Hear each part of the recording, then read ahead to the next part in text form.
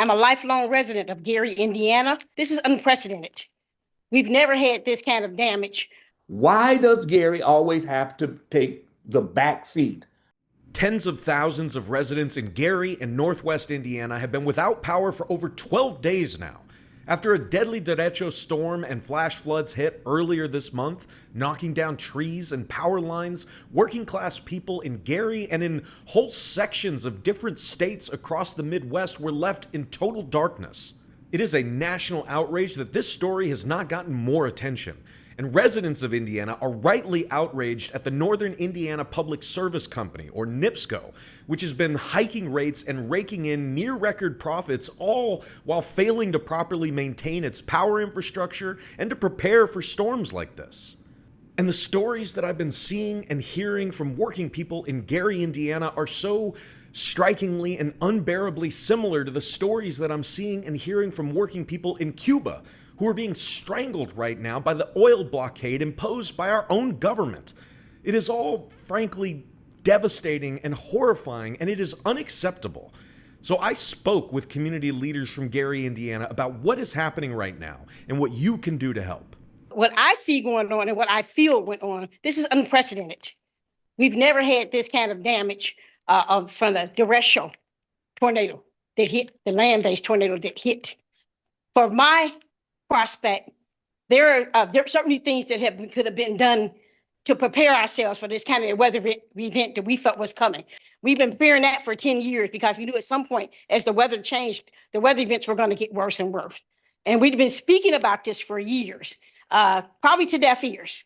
But some people pay attention, the environmental people pay attention, but the people that need to pay attention and make some changes could have previously done so had they listened. I do think some of this could have been possibly avoided had NIPSCO over the years maintained it and kept up with what was going on, cutting down the trees that need to be cut down and maintaining the wires and the base. My power's not on after 11 or 12 days. And not everybody can afford generators. And we have senior buildings where today our church for 2 days has been passing out water and household supplies and all these kind of things like that for people that are coming down. Yesterday, we did over 1,000 people. That's why we're doing everything we did. Yesterday was 12 hours. Today, I've been out here 10 hours doing giveaways and sending them to seniors apartments. So because all of us are coming together here, churches, faith-based organizations, people are coming together. That's what's made everything better. That's why we maintaining our positive spirit, because people are coming together and moving together and working together. I'm framing this this way as kind of a Katrina 2.0. Gary and Northwest Indiana, from my vantage point, are experiencing a Katrina moment. And as we know, the hurricane that hit Katrina in 2005, yeah, it did massive destruction. But what it really did, in addition to that, was pull the covers off of, as I think Gleneva was saying, pull the covers off of the lack of maintenance in New Orleans for the levees. As the levees broke, it showed that in the working people's area of black, brown, and poor whites, what they had been dealing with all along. And so it pulled the covers off it. The same thing I see happening here in Gary, Indiana, and Northwest Indiana. You know, my church is still without power.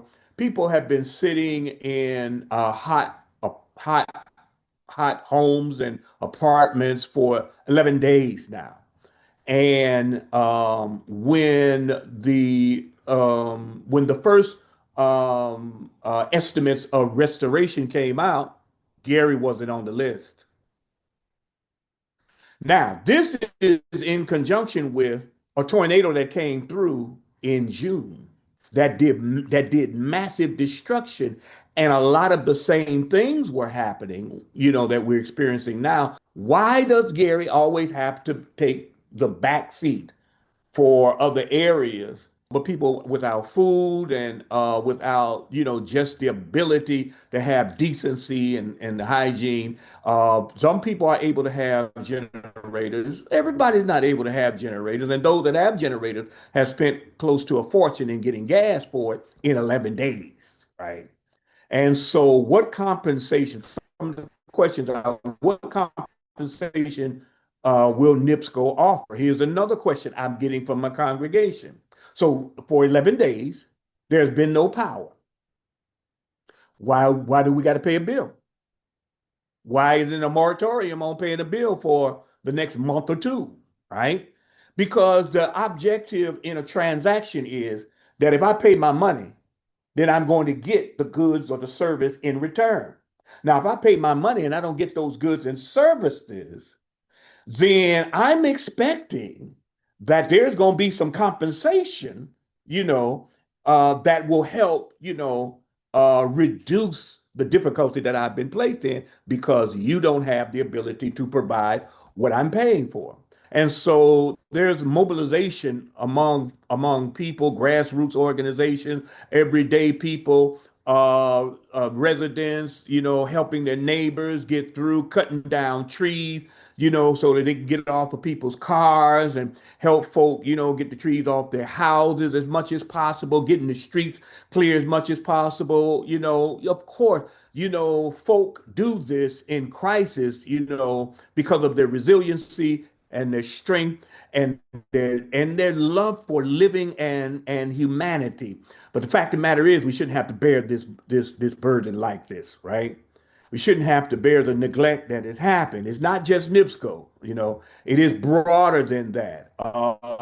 And the line workers for NIPSCO, the people that are going out, getting on the poles and all of that, these people are working hard. They're working, so it's not about them. It's about the institution itself, right? Because what we're talking about is institutional. We got to keep pushing so that Gary can get the attention and the resources and the work that needs to be done so that, again, there's going to be another storm. It could be another storm in another few days, right? We are in this season of storms. Now, if things go the way they have been going, we're going to do this again. And this is something we can't do. We got to, it shows again, the covers off that, there's some stuff that needs to be done to strengthen. So one of the executives, because the question was asked, well, how come the wires, the lines are not underground? There are places in Northwest Indiana where the lines are underground. They experience less, outages than other places where the wires are on top of the ground. Well, the executive said it costs 10 times more to do that than to do what they're doing right now. I understand that, but NIPSCO is recording record profits. I'm gonna leave it at that.